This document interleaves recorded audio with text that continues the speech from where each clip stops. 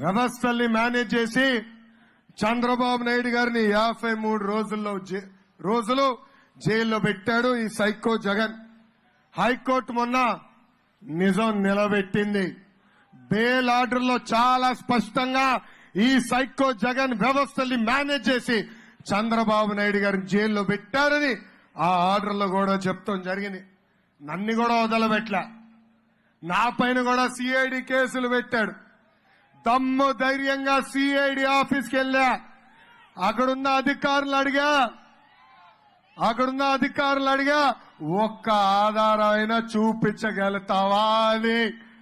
కానీ అక్కడున్న అధికారి ఏం చెప్పాడు తెలుసా?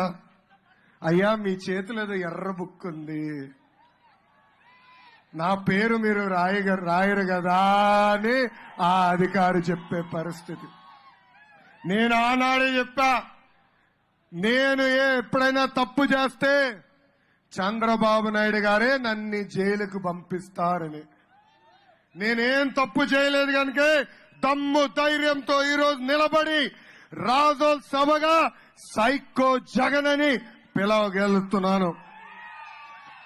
ఆఖరికి మా అమ్మ బోనమ్మను కూడా వదిలిపెట్టలా.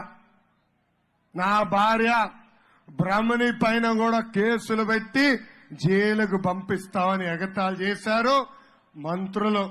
ఆ మంత్రులు చెప్తున్నా, కౌంట్ డౌన్ మొదలైంది.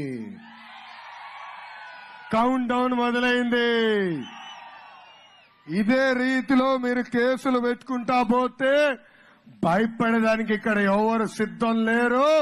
భయం మీకు పరిచయం చేసే బాధ్యత వ్యక్తిగతంగా నేను తీసుకుంటానని ఈ సభాముఖంగా వాళ్ళకి హెచ్చరిక జారీ చేస్తున్నా.